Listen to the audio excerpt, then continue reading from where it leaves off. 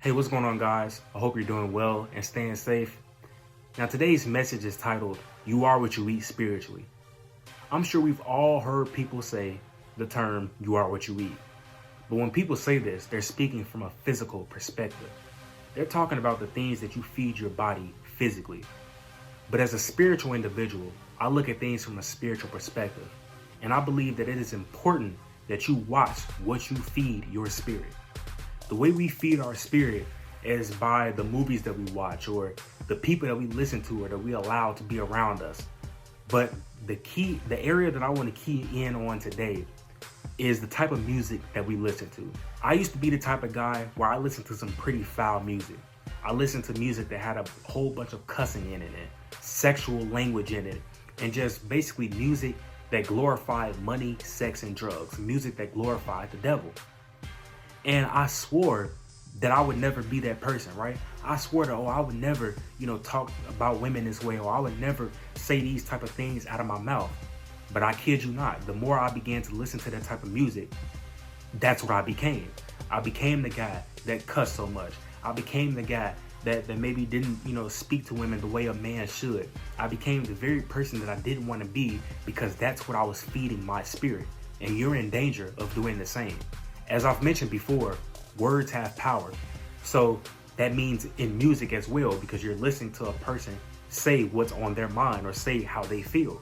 And so when you listen to people that are speaking eternal damnation over their lives, talking about how they're going to die young and saying things of that nature, and you repeat those things, you are essentially speaking that over your own life.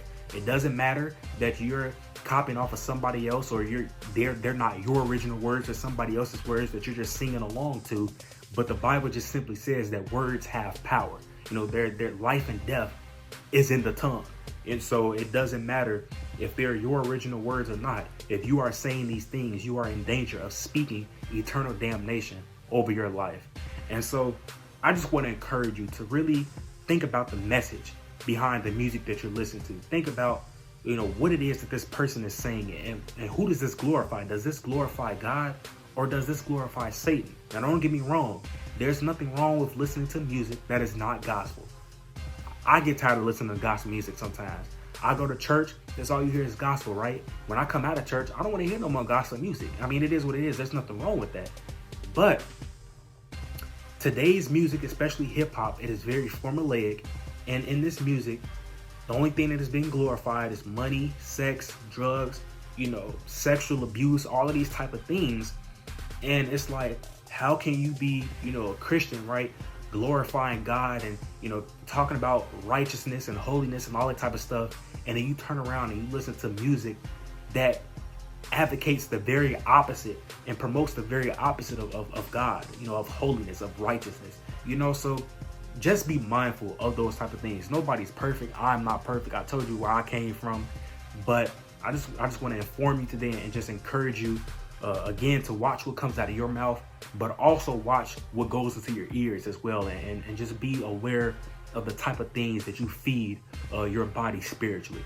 So with that being said, I hope you guys have a great rest of the day, and I'll tap in with y'all at another time. God bless.